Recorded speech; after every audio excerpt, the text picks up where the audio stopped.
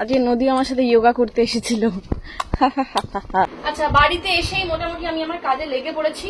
আর মেয়ে বাড়িতে থাকা মানেই কাজটা দ্বিগুণ হয়ে যাওয়া। ঠিক আছে, ওকে আজকে স্কুলে পাঠাইনি। স্কুলে ওদের কি হচ্ছে বুঝতে পারছি না। যারা স্কুলের মধ্যে জুনিয়র তাদের একটা গাড়ি থাকে আলাদা, সিনিয়রদের গাড়ি আলাদা থাকে। এই লাস্ট 3 দিন হচ্ছে সিনিয়র জুনিয়র সব একসাথে ছুটি হবে, সেটা একটা গাড়িতে সবাই আসবে। আর সেই জন্য প্রত্যেকটা বাচ্চাকে নামাতে নামাতে কাদের কত দূরে বাড়ি, কালকে এত দেরি করে এসেছে, ঘেমে পুরো দেখছি মানে লুতুপুতু অবস্থা।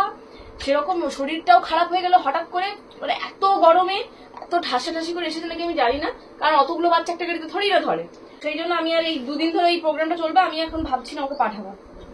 যদি অভিষেক থাকতো বাড়িতে দিয়ে আসতো এটা ঠিক আছে, আর এই কালকেই প্রোগ্রামটা শেষ হয়ে যাবে, সোমবার থেকে আবার পাঠাবো।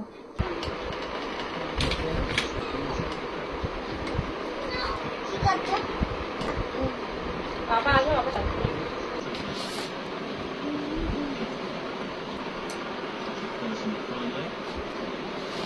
কালকে মেকআপ শুট করার পরে এই ব্রাশগুলোর অবস্থা ভিজিয়ে রেখেছিলাম। মেকআপ ব্রাশ ক্লিন করার জন্য আপনার এমনি পাওয়া যায়, ক্লিনিং যে ডিটারজেন্ট বা যাই হোক বলেন আপনারা, জানি না। তো ওটার মধ্যেই দিয়ে আমি ডুবিয়ে রেখেছিলাম, পুরো ক্লিন হয়ে গেছে। এবার ধুয়ে শুকিয়ে তারপরে তুলবো।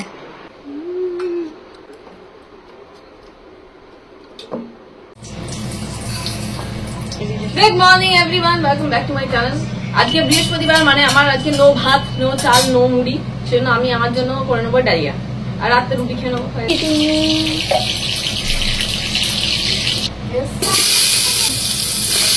আচ্ছা, বৃহস্পতিবারে তো অনেকের বাড়িতে অনেক রকম নিয়ম আছে। আমাদের বাড়িতে যেরকম বৃহস্পতিবার লক্ষ্মীবারের পুজো হয়, আর সাথে আমি ভাত বা চাল জাতীয় কিছু খাই না। তোমাদের এরকম কিছু আছে নাকি অবশ্যই জানিও। অনেকদিন ধরে ওয়েট করছিলাম, প্রিয়াজ ন্যাচারাল থেকে আমি যে জিনিসগুলো অ্যাপ্লাই করি সেগুলো শেষ হয়ে গেছিল, ওটা রিঅর্ডার করেছিলাম, তো এসে গেছে। ওপেন করে দেখা যাক কি কি আছে। তার মধ্যে একটা জিনিস আমার খুব পছন্দের, সেটা হচ্ছে এই যে আন্ডার আই জেল। এখানে আছে আমার কোকোনাট ওয়াটার টোনার। এইটা হচ্ছে সব থেকে অ্যাট্রাকটিভ জিনিস। এই জিনিসটা প্রিয়াজ ন্যাচারালের ভীষণ ভালো রিভিউ আছে। অ্যালোভেরা জেল, এটা হচ্ছে অ্যালো স্যাফরন জেল। স্যাফরন একটা ক্রিমও আছে, ওটারও দুর্দান্ত রিভিউ, যাদের প্রচন্ড ড্রাই স্কিন তাদের জন্য ভালো। বাট আমার যেহেতু oily skin plus sensitive skin, তো আমি এই ইয়েটা ইউজ করছি। আচ্ছা, এখন খেতে দেওয়ার সময় চলে এসেছি একটু আগে। জোগাড় যন্ত্র করতে অনেক কিছু করতে হবে, আলু ভাতে মাখতে হবে, পান্তা ভাতে জোগাড় করতে হবে। দাদা ভাইকে পাঠিয়েছি কারি পাতা তুলতে।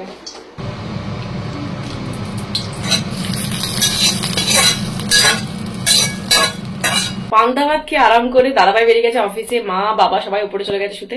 বাবা পান্তা ভাত খায় না, বাবার জন্য বাঁধাকপির তরকারি, ডাল, বেসন বড়ার তরকারি এই সমস্ত হয়েছিল। যাই হোক, এখন আমার তো আজকে বৃহস্পতিবার, আমি তো ভাত খাবো না, সেজন্য ডালিয়ার খিচুড়ি বসিয়েছি, আপনারা দেখলেন তো। ডালিয়ার খিচুড়ি খেয়ে নেবো। আজকে কুমড়ো ছিল না, আমার ডালিয়ার মধ্যে কুমড়ো ফুমড়ো ভীষণ ভালো লাগে। চল চল চল চল চল, আমরা এখন রুকসানার পার্লারে চলে এসেছি। পার্লারে, ইয়েস, সেটা পার্লারে চলে এসেছি, হেয়ার ট্রিটমেন্ট করাবো বলে। চল।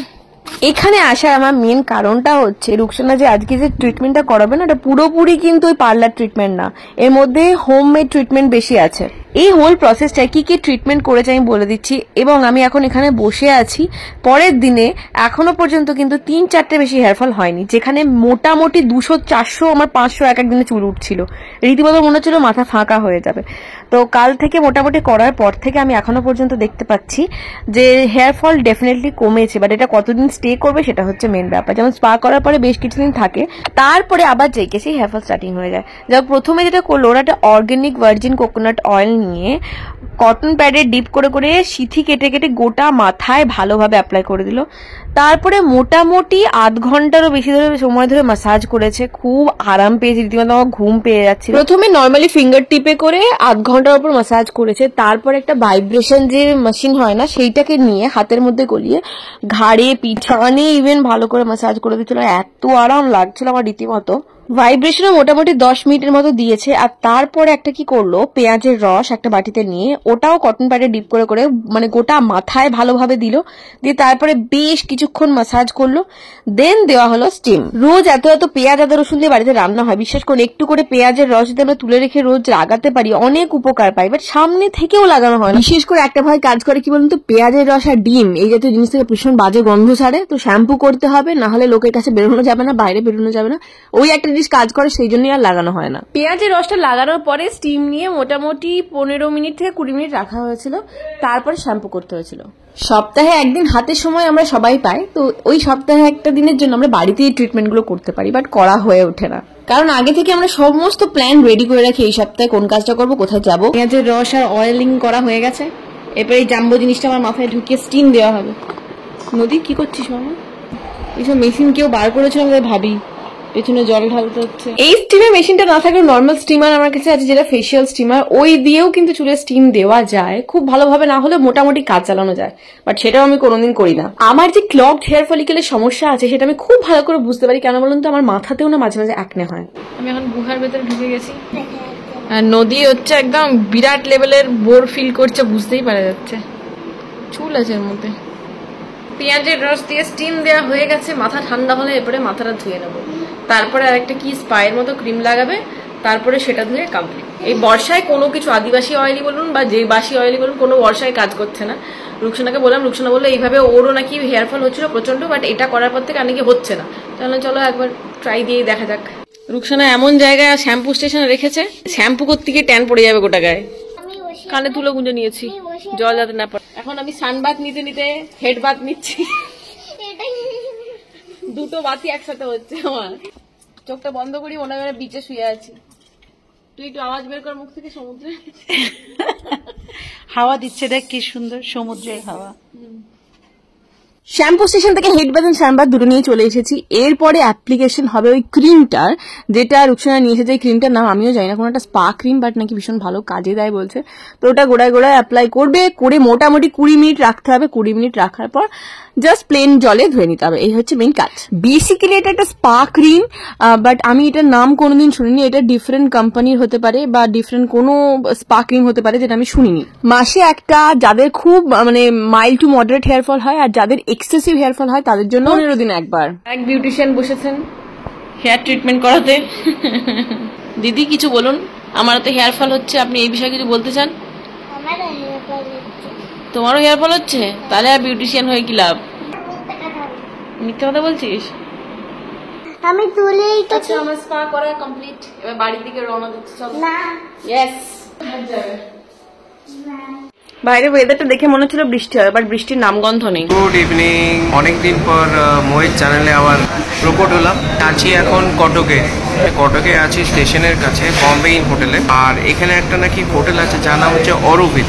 দাদা বললো যে অরোভিল হচ্ছে ফেমাস নান আর মাটন কিমার জন্য, খুবই ফেমাস এই দোকানটা। এই জন্য ভাবলাম যে একবার ট্রাই করি এখানে নান আর মাটন কিমা। আচ্ছা, এটাই হচ্ছে সেই বিখ্যাত মাটন কিমা।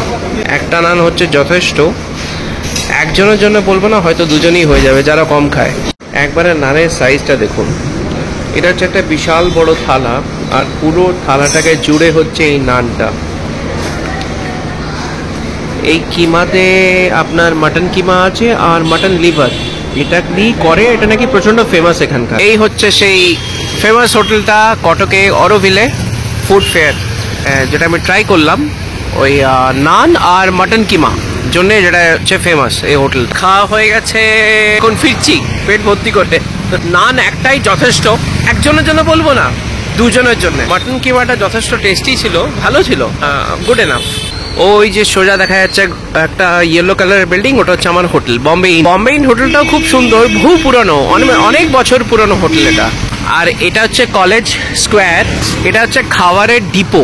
যত রাজ্যের দই বড়া, আলুর দম, চাট, ফুচকা, যত রোড সাইড ফুড আছে, এটা হচ্ছে ওটার মানে একটা কি বলবো, রোড সাইড লাভারের, ফুড লাভারের জন্য এটা হচ্ছে হেভেন।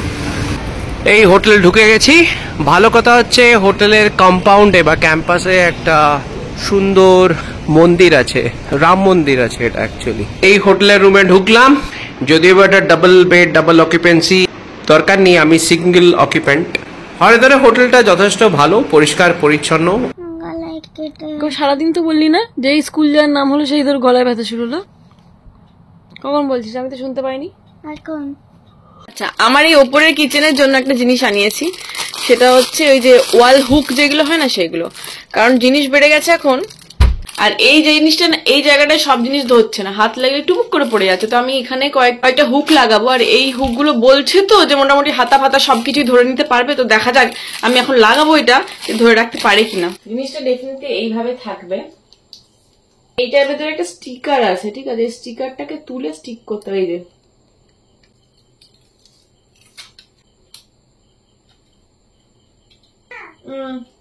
পিছনে স্টিকারটা খোলা হবে, খুলে এটাকে স্টিক করে দিতে হবে।